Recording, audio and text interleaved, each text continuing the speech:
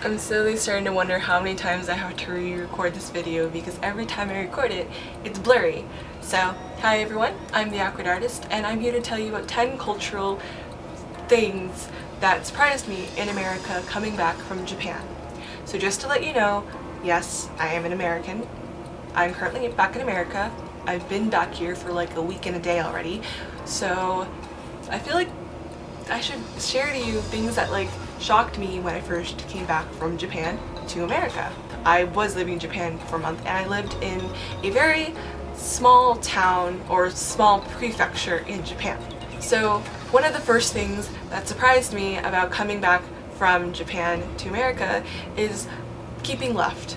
Now, in escalators, the Japanese are very organized people, so they always keep left on the escalator if they're just standing there. Now, if you're like in a rush, you like run down or run up the escalators on the right because no one's blocking your way. And what surprised me was that when I was like on an escalator in America, everyone was just on their own, like doing whatever and standing left or right or in the center, it didn't matter. But in Japan, everyone's just like, really, you're just standing there on the right. Now, if you're in Osaka, then you stay right and you walk up on the left. I don't know why. I feel like Osaka is like the Texas of Japan, but yes, keeping left is a thing in Japan. Now, the second thing is food sizes, and I feel like everyone knows that American portions are really big. I, as an American, know that American portions are huge. However, you don't realize how huge it is until you like leave for a while and then come back. Because when I lived in the country with my host parents, I didn't notice it because I was fed very well every day. But also, rice is very filling, so I would just eat rice more because Japanese rice, I don't know, I guess short grain is just different for me because I'm just so used to long grain. But you just eat more rice, so it's so much more filling than American food or anything you can eat in America because we're such a bread community. So yes. So when I came back to America from Japan, I had Burger King, and literally I ordered like a standard size, and when the lady like took out a medium cup, my eyes widened and I'm just like, because it was just so big. Like, how do Americans eat that much? Oh my gosh. And I was like dying of like illness. And I couldn't stop drinking because American food is just so oily compared to Japanese food, because we just use a lot of oil to fry stuff because Americans love fried stuff. And even like a week after, like my stomach still can't settle when I eat like Church's Chicken or McDonald's. Like, it's just so greasy here, it hurts. I guess it's because like I did a month cleanse, so my stomach is just like, what are you doing to my body again? Like, what are you doing? Number 3 is trash cans everywhere. Now, this is kind of weird to say, and I'm pretty sure a few people are very confused as to why I'm saying this, but the Japanese recycle a lot, and I commend them for recycling, like, you go Japan. But after a while, I kind of had like trash in my pockets and like water bottles in my backpack because I just didn't have a place to throw it away, or if I did, I had to like catch the train. And there are times when I was like in Tokyo or Kyoto, I would just walk around with like bottles in my hands for like an hour, 2 hours before I was able to find like a convenience store to throw it all away and then buy something at the convenience store, because I worked at like retail before, like going to a store just to use something and not buying anything. I feel like it's rude to do, so that happened. So I miss trash can so much. So if you feel like you're ever a trash can, know that I love you and you are trash can, not trash cannot. Number 4 is stores. So let me clarify this. In Japan, they always say "irashaimase," which is welcome. And in America, they do that too. However, in Japan, they try to greet every customer that walks in. And it's kind of weird at first because like they don't look at you, they just say "irashaimase," and someone else would say "irashaimase," and like they would just constantly go back and forth. And this happened in Mito Station, and I was kind of like, whoa, why are they singing like back and forth to each other? Because it sounded like this really weird chant at first, and I was just like, this is getting really creepy, and I don't know what to do because they're just chanting "irashaimase," like I feel welcome, but like this is getting too much huge, and I was like the only one in the store. So I guess it's like whenever they think someone's about to enter the store, they say it, but even then it's kind of very odd that they would do that. It was interesting too, but I think they just care about being polite and trying to welcome everyone. But it was just an interesting experience as a foreigner.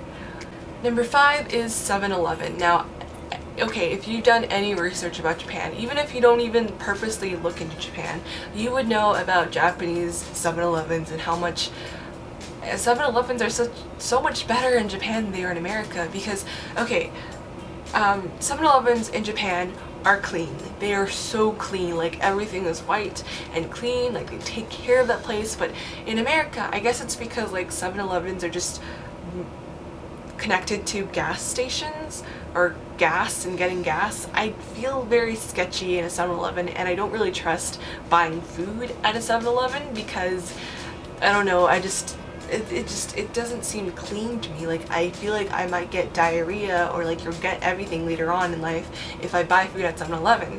Like the only thing I really trust getting at 7-Eleven is like a drink. But even then, I'm like so sketchy about 7-Eleven.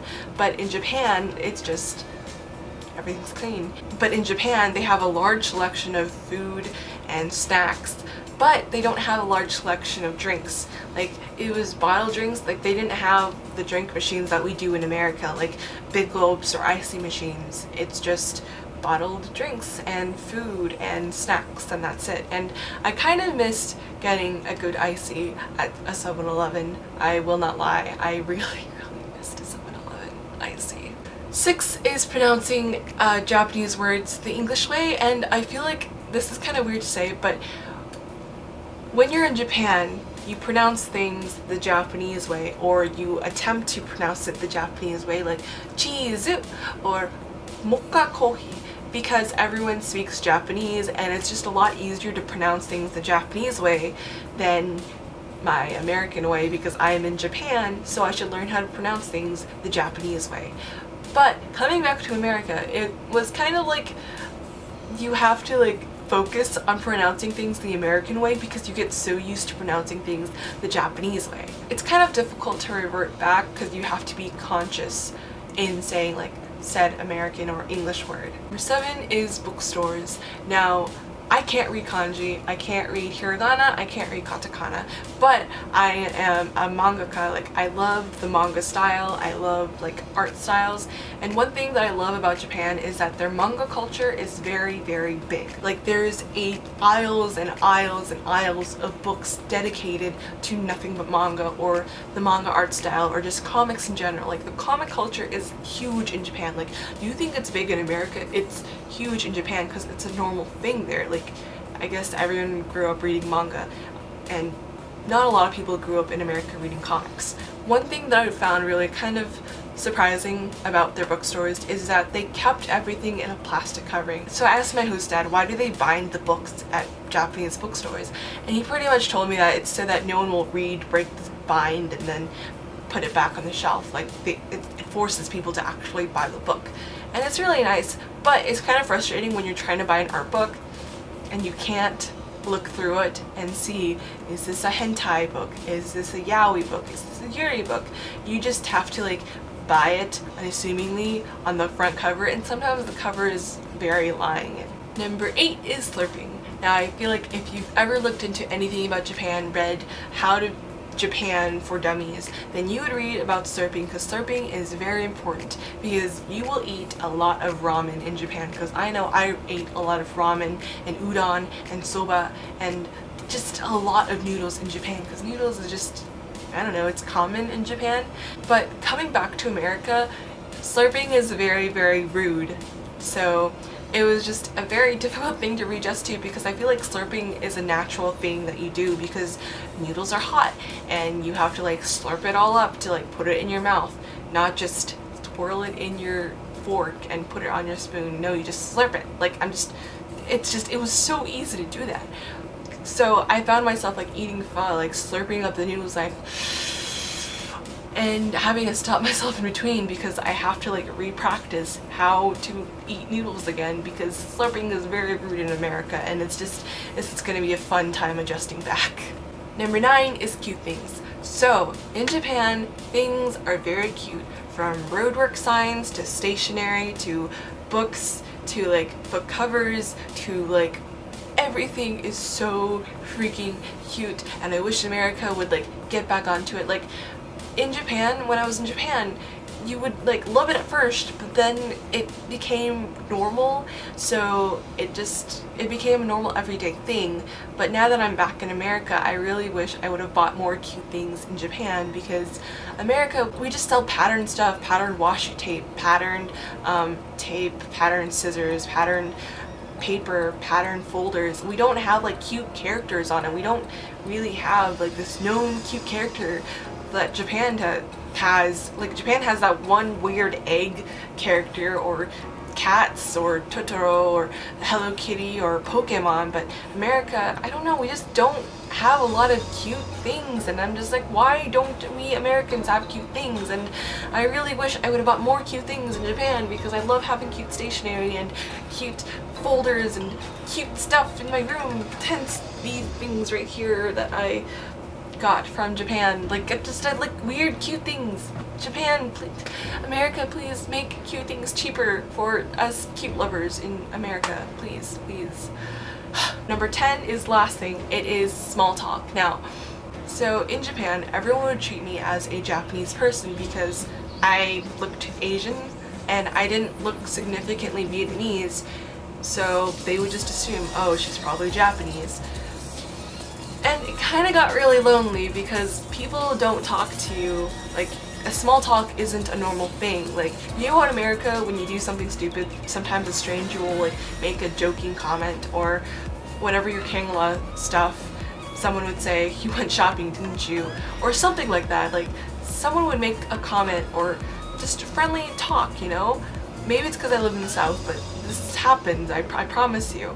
So when I was in Japan, like, I was just treated as a normal person, and it kind of was lonely because I missed the tiny small talk and human interaction outside of my study abroad group. Like, I miss talking to people, and I miss having small talk with strangers, from like the barista at Starbucks to the worker at some retail store. Like, I missed that. So when I had like this small talk conversation with like someone at Starbucks who could speak English, I was so happy because I could communicate with someone outside of my group. Or when I was able to talk to someone from the Pokemon Center about like America and like Pokemon being really popular in America, I loved it because I felt human and I need human interaction. So when I came back to America and TSA like started to talk to me about like things other than like airplane safety, like just joking comments or something like that, I was so happy because I missed that about America, and it kind of like threw me off a bit because I was just so used to like not talking to anyone or workers, because like in Japan like their workers are very serious, but in America we're just kind of chill and laid back and we just don't care, and I missed that about America. So it's nice to be home, but I also kind of miss Japan because I feel like Japan is now my second home. Anyways, that's it for my video. I hope you enjoyed this video and give it a thumbs up or whatever. I have an art Instagram and an art Tumblr down below, so it'd be great if you guys would like check it out and like it, and just check out my art, because that's the reason why I'm doing this YouTube channel, is to make my art more well known. And yeah, I hope you guys have a lovely day, and I hope this video was in focus unlike the last two videos. So